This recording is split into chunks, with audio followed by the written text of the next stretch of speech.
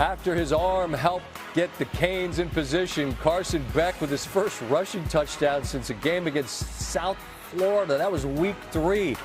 What a time to find the end zone and propel the Canes back home for a title game against either Indiana or Oregon. Here's Beck after what he called the moment of his life. It's been unbelievable, obviously. Almost exactly a year ago, I made the decision to come to this university. I remember me and Coach Cristobal talking on the phone for the first time. I was sitting in Jacksonville in my house, in my room, and I just had a big smile on my face, and he had a big smile on his face, and he said, let's get to work. And, I believed in his vision. I believed in, what he's been able to build here and add on to the culture of what Miami is. And, what an unbelievable year. And it was never easy. It was never perfect. There was a lot of ups and downs. There's a lot of adversity that not only I faced individually, but that we faced as a team. And we really banded together and showed that we believe in connection, that we don't just fake it, that this team is really a family. And if our team really wasn't like that, I don't know if this win happens tonight. We really band together. We believed in each other, and we never flinched in the face of adversity. So Miami moves on to the national championship game thanks to a 4-0 record against AP top 10 opponents this season, the second most wins of that type in a season in program history, trailing only the 87 squad, legendary. They had 5, so they'll have an opportunity to match it. That year, they won the title, and they were led by the legend, Jimmy Johnson. Sometimes we watch a game and it's simply that. It's a game, right? It's a game. It's two teams going toe to toe. This last night, regardless of what your rooting interest was, because I think everybody, regardless of their personal fandom, had a rooting interest in this game. It's unique to have a game like that where someone feels a certain something about both teams. Maybe they're rooting for both teams. One team was the last team in Miami. The other team had their coach leave prior to the playoffs, promote the interim, treat it as a galvanizing effect, and in some ways, for Ole Miss, a lot of people with no rooting interest as it relates to college football and Ole Miss in particular, they're rooting for the Rebels. So this game touched everybody. This game was not just a football game. This is a 3.5-hour cardiovascular stress test. That's how it felt to an extent. The Hurricanes are heading back to play in their home stadium for the national championship. How did they get it done? Final score 31-27. Some of the biggest moments. Let's start at the beginning, because when you watched the first quarter of this football game, I'm not sure, had Mario Cristobal had a really good dream the night before, 2 nights before, I'm not sure he could have dreamt up a better start to the game. Ole Miss completely outplayed in the first 15 minutes of this game. It was really impressive to watch Miami on both sides of the ball and what they were able to do. Ole Miss had negative yards in the first quarter of this football game and just 6 offensive snaps. Realizing that the other side, and Miami, is a grinded out outfit. They want to possess the ball. They want to limit snap exposure defensively. They want to ramp up snap exposure offensively. They want their big physical bodies to ultimately wear you down as the game goes along. So if you think about the first quarter of this football game, it could not have been more perfect for Mario Cristobal. Trinidad Chambliss was trying to find absolutely nothing that they could do there in the first little bit. Their opening drive goes 3 and out. They kick it to Miami. 13 plays, really well executed. You could see already that the offensive line was getting some movement in the run game. Mark Fletcher was looking really good. You eat up 7 minutes of clock. And they only got a field goal out of it, so disappointed probably with the overall outcome. I don't know, however many plays, however many snaps, however many moments there in the first quarter, everything felt like it was geared towards Miami. But it goes to show you how a quick strike offense will always elicit fear. It's no different than having to pitch to the New York Yankees. Like when Aaron Judge is up, it's really stressful. When Giancarlo Stanton's up, it's really stressful. Every single guy in their lineup can take it the distance. That's kind of how Ole Miss feels when you're playing against them.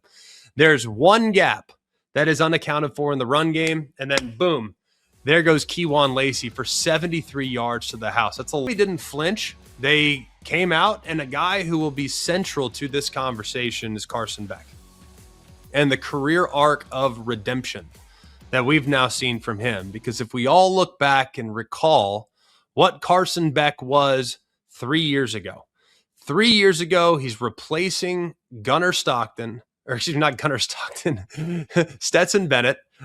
He's replacing Stetson Bennett, fresh off back-to-back national championships, and he has a really nice year. I mean, impressive season, top 10 finisher in the Heisman Trophy. Yes, they lost the SEC championship game to Alabama. They blew out Florida State in the bowl game. But you're sitting there going into 24 thinking, all right, hey, Carson Beck, probably top-tier draft prospect, probably going to be in a position to be in the Heisman Trophy picture, doesn't have the season that he wanted to have in 24 while at Georgia, ends up wanting a fresh start after he hurt his elbow in his final collegiate game at Georgia, gets surgery, doesn't practice, transfers to Miami, plays at Miami in more of a caretaker role, especially in the first 6, 7, 8 games. They're really a run-first football team. Took some lumps in October where he had 6 interceptions in their 2 losses. But for the most part, all season long, Carson Beck has been very steady. Granted, I think his best football has been played in the month of November. And I do think while the numbers won't pop out at you in the first 2 playoff games, he took what the defense gave, he managed the game, but he hasn't really been asked yet at this point of the playoff run to, hey man, shoulder the load. Like, we need you here. We're going to need you to step up. We're going to need you to make big throws. We're going to need you to drive it into tight windows. It hasn't been asked of him. But that's the big thing when it comes to quarterback game managers. It's not that they can't, it's just that they haven't. And that was on display last night with Carson Beck. We'll get more to him here in just a little bit because he didn't flinch throughout this game. Did not flinch whatsoever. Wasn't perfect, but did not flinch. This was about Marty Brown.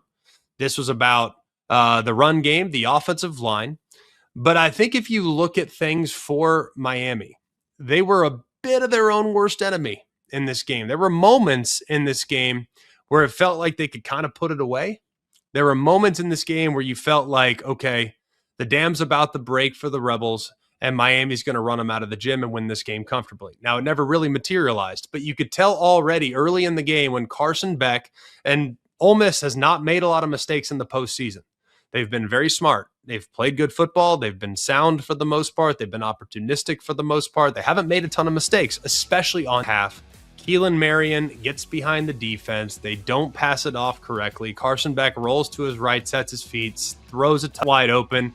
Now all of a sudden they're in a really good spot with momentum going into the half. And then Carnero, who's been amazing all season long, they somehow steal 3 points. So you're sitting there at halftime, and I'm thinking to myself, I'm sure you guys are probably thinking the same, man, Ole Miss is very fortunate at this point, given how the first quarter went and how it felt like Miami was dominating time of possession, felt like Miami was dominating on a play-by-play basis. Yes, Ole Miss had the big play. Yes, Ole Miss was able to steal some points.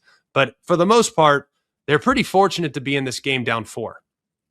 Then the second half goes on, and it feels like the third quarter was a pretty wild one. And like I referenced a moment ago, Miami probably could have locked this thing up a little bit because they're sitting there, they're driving the ball, they're running the ball. Mark Fletcher, in one situation, has a 19-yard run in which the offensive line is right behind him, just pushing the pile for another 8 or 9 yards to finish. And they have Ole Miss on their heels. What's the very next play call? A flea flicker. A flea flicker. And look, Shannon Dawson, I think, is one of the best offensive coordinators in the sport. I think he's done an amazing job this year. But if there's been one criticism about Shannon Dawson's approach to play calling at times this year, has been a little cute. And I'm all for being aggressive. You got them on their heels, be aggressive, go for the jugular. But they cannot and have not stopped the run consistently at that point in the game. Your running back just ran it right between the tackles for a 19-yard gain. You call a flea flicker, it leads to a throwaway, intentional grounding. Now you're behind the sticks. You don't get to the point where you can actually make a field goal. You missed the field goal on that. Pizzetta just kept the pedal pressed by running the football. A little later in the game, and they had one drive where they had 10 plays in a row that they ran the football, or 9 out of 10 plays in which they ran the football. Clearly the message got home and they adjusted, so credit to them for that. But the fourth quarter is when things got a little haywire because Miami's sitting there And they have made so many mistakes up to this point to allow Ole Miss to just hang around. They have dropped interceptions. They've dropped passes. They've made a couple mistakes with their own personal play calling where they probably got a little too cute, maybe a little too aggressive, abandoned the pass, what have you. So they're probably looking at themselves in the mirror like, golly, this thing should be on ice. It should be a bigger lead. Yet it's only 1 point lead. It's a slight lead. It should feel like we're in really good shape because they entered the fourth quarter 3-1 in time of possession. It's 33 plus minutes to 11 minutes. They're entering the fourth quarter. I mean, it was all Miami for the most part in this game. They just couldn't reel in a pick. They couldn't catch a ball. They've made some critical mistakes. And then they had the penalty issues. You get Xavier Lucas on the targeting call. You get, which got wiped out, I believe. Then you get Jacoby Thomas on a targeting call. It's like you have these two targeting calls. One gets picked up. The other one gets assessed. You also have a pass interference penalty on a 3rd and 8 on an off-target throw that probably didn't need to be pass interference. It was the correct call. And the second no force, there was no launch, there was no upward thrust, there was no indicator. So that one was obvious to me. The second one, they're listening to the broadcast crew and they're talking about the launch. I didn't see a launch. I saw him going in with the shoulder. Yes, it did arrive the head or neck area. I had disagreed with the call, especially when you take into account this guy will miss the first half of the national championship game. So I didn't feel like there was an indicator. I didn't think there was a launch. I didn't feel like there was an upward thrust. I didn't think there was initiated contact with the head or neck area. I didn't think there was some type of crazy forcible contact. To me, it looked just like a throw or like a hit. He was just running through the wide receiver and it results in a 15-yard penalty. That was massive. That extended the drive. Like I said, the pass interference extended the drive. So there were a handful of moments where it's like, man, Miami just continues to shoot themselves in the foot. They get gifts and all of a sudden Carnero hits that field goal. All of a sudden, Miami's in a bit of a hole now, 19-17, right? They're down a starter. They're down on the scoreboard. All the momentum is back on Ole Miss's side. And then Malachi Toney.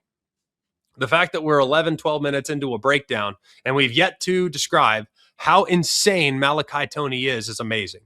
This young man, I've been saying it for weeks now. I've been saying it for a very long time. If you want your traditional, prototypical wide receiver, like there is not a receiver that I've seen in covering the sport now for 12 years that is as physically impressive as a true freshman as Jeremiah Smith at Ohio State. Like as a true freshman, the polish, the explosiveness, the attention to detail, the ability to go up and catch the ball, to create separation, all that stuff. Jeremiah Smith as a receiver to me is the best freshman I've covered. Granted, 12 years, maybe there's one back from 1997 that's better. I'm not sure. But operating in the college football playoff era, Jeremiah Smith is A1. When I look at Malachi Toney as a true freshman, I think he is one of the best pound-for-pound football players I've seen as a true freshman in my 12 years of doing this. And I don't keep a short list. I don't write this down like, oh, well, this guy's in the mix. This guy's in the mix. I'm just talking prisoner of the moment, acknowledging the greatness of what we've seen throughout this season. Malachi Toney can do it all, whether it's Wildcat quarterback, which they did call a Wildcat quarterback run with him in the game with 3rd and 3 in plus territory when Mark Fletcher's averaging over 5 yards a carry. Didn't agree with that call either, but that's water under the bridge. I'm looking, though, at Malachi Toney. He's making acrobatic plays on the ball. The one where he reached back, caught it with one hand, and nearly dragged the foot was mind-blowing. Mind-blowing. An unbelievable, now, incomplete ball, incomplete play. But even the look when they showed the replay of the catch from behind, even the looks on the Ole Miss coaching staff said all you needed to say. Because those guys were like, oh my goodness. We all had the same reaction, but they hit him on a tunnel screen. I had said it 2 plays earlier to Dave Pash, who I was watching the game with. 2 plays earlier, they had run a very similar tunnel screen to CJ Daniels. And I said to Dave, I was like, man, it felt like there was more there. He got tackled for about a 7-yard gain. But had he stayed inside with those offensive linemen blocking, it felt like there would have been a lot more there. Sure enough, 2 plays after that, they get to it with Malachi. He hits that crease that CJ Daniels didn't hit. He splits the safeties and takes it to the house. And to think that this kid should be a unbelievable, because that's one of the biggest moments of the game. It's probably the fourth or fifth biggest moment, maybe the third or fourth biggest moment, biggest plays of the game, because third and long, looks like Miami's in a desperation situation. All they do is run a high percentage screen in which you anticipate getting it to maybe fourth and manageable. No, that's not good enough. Tony takes it to the house and gives them a lead. But at that point, the Rebels are not dead. There's 5 minutes left, and in comes last year at Ferris State. And he orchestrates a response that was remarkable. They hit Daquan Wright for the 24-yard touchdown. Get corner, a guy's clearing it out, and a guy's in the flat. They had to have run it 3 times just on that one drive, which is smart by Charlie Weiss Jr., the offensive coordinator. Hey, guys, let's get back to the well on this play. We'll run it twice to the left, once to the right. The 2 times to the left were for big gains. The 1 time to the right's for the touchdown. Before they can get on the sideline and adjust, let's go back to the same play over and over and over again until they stop it, and they never could. So it gives them a 3-point lead with 3 minutes to go, and you're sitting there thinking to yourself, man alive, do you really want this game in Carson Beck's hands? I think a lot of people were wondering that at that point, right? Carson Beck has been the game manager. He hasn't been asked to carry the load. He hasn't been asked to shoulder the team's expectations, to wear that pressure. But we also, at the same time, know that Carson Beck has started 42 football games at this level. 42 football games. We also need to remember that Carson Beck has won 17 games against AP-ranked teams. We also need to remember that in those 42 starts, Carson Beck is 37-5.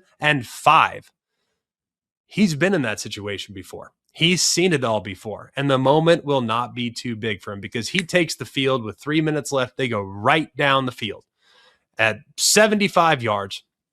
Most quarterbacks, I think in that scenario, moment's pretty big, right? Not for Carson Beck. The 3rd and 8 with the face mask was enormous, right? To the left-hand side, grabs the face mask. That was a bailout. But in the officials' defense, they did call a PI earlier for Ole Miss that gave them a fresh set of downs on 3rd and 8. So it was kind of going in both directions. They weren't able to get away with as much within the defensive backfield as they had been maybe in the years past, until the very end, where maybe or maybe not, it should have been a pass interference. But Beck made an absolute laser throw. I mean, I'm talking a laser to Keelan Marion over the middle of the field that was perfectly in stride. Made another laser throw on a curl route to the left-hand side. On throws that are high-level difficulty and require precision, accuracy, and timing, he delivered in the biggest possible moment. It was the best moment of his career. Absolutely the best moment in his career. But the biggest stats in this game, Carson Beck's poise under pressure, how he performed in that 2-minute operation, unbelievable. Game of his life, biggest moment of his life, made a couple mistakes earlier in the game, missed a couple throws earlier in the game. When they had to have it, he was able to deliver, and of course, he paid it off with his own legs there for the game-winning touchdown. Other big moments, 3rd down, absolutely enormous in this game. The fact that Miami was able to convert more than 50% of their 3rd downs, it led to them having a significant advantage when it came to time of possession, possessing it for over 41 minutes in the ballgame. 41 minutes. And what's amazing about that is they had it for just 8 minutes in the 4th quarter. So the level of time possession dominance that Miami put on display was remarkable. They also had an 88 snap to 60 snap advantage. They had enforced Ole Miss's defense to defend 28 more snaps in the game. And if you know the story about Ole Miss's defense, the one Achilles heel, they have really good frontline starters. They have really good players, but their Achilles heel is their lack of depth. So they don't rotate as much along the defensive line. They don't rotate hardly at all at linebacker, and they don't rotate very much in the secondary. So if you can expose them to 50, beyond 60, 70, 80 offensive snaps, they will wear down significantly. That's exactly what happened when Miami went right down the field for the game-winning score. A veteran quarterback that never flinched, 3rd down dominance, time of possession dominance, snap exposure dominance, the U, get the job done. We'll start, though, putting a bow on it by at least giving tremendous credit to the Ole Miss Rebels. I mean, they were outplayed in this game. They were out executed in this game. They made some critical mistakes in this game. And yet still, with just 3 minutes to play, they had every opportunity to win this football game. That says a lot about Pete Golding, the resilience, the effort, the buy-in from a team that is comprised of a lot of transfers. I mean, a lot of guys that are in Oxford, Mississippi for the very first year. The buy-in was remarkable. The compartmentalization of the distractions that have gone on for the last 3 or 4 weeks, insane. Deserve tremendous credit for that. They just made few too many mistakes, and they could not get off the field on third down, and they could not make the key play in the key moment on the biggest possible stage of their season. So credit to them, but they were not the better team last night. The better team was the Miami Hurricanes, and they were from start to finish. The execution that we saw early, the mistakes, the self-inflicted mistakes, like dropped interceptions, dropped passes, penalties, poor play calls, poor execution in critical moments. Like, there were some parts in which Miami could have run them out of the gym, and they just didn't. They let them hang around, and tremendous credit to Ole Miss for hanging around and capitalizing for being allowed to hang around. But Miami finally found that extra gear there at the very end, and will carry some momentum into their home stadium where they'll face the winner of Oregon and Indiana. Tremendous football game. Tremendous football game. Credit to Mario Cristobal and being able to finish when things were slipping away. It was looking like it was going to be Ole Miss. They buried down, they kept it going, and they made some great plays down the stretch. Tremendous credit to Carson Beck, a guy that had to transfer for a fresh start, is now going to be playing in the national championship game. He's been there before, just with the team in different colors, different uniform, but he's never started in the national championship game. He now gets to check that box after a tremendous 2-minute opportunity, a 2-minute operation that was flawless and will be remembered forever by Miami Hurricane fans. And tremendous credit, too, to some of the young players on defense that had to step up for Miami. You had a guy get tossed because of targeting. You had a couple guys go down. Moten gets hurt in the game. You lose a corner. Frederic gets hurt in the game. You have a couple other guys that were in and out of the lineup. Man, they battled.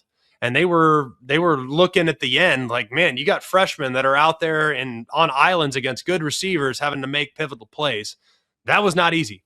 So give credit to the young guys that stepped up for the Hurricanes as well. And then, of course, credit to the offensive line in the run game, which is always so strong, was strong again. And albeit, yes, maybe they abandoned it a little bit too often for my liking. Those guys, when you had to have it, you protected, you gave Carson Beck time, you gave him a clean pocket, and you were able to run the ball and position yourself for success there in the fourth quarter. So an amazing performance for Miami. The U is back for sure.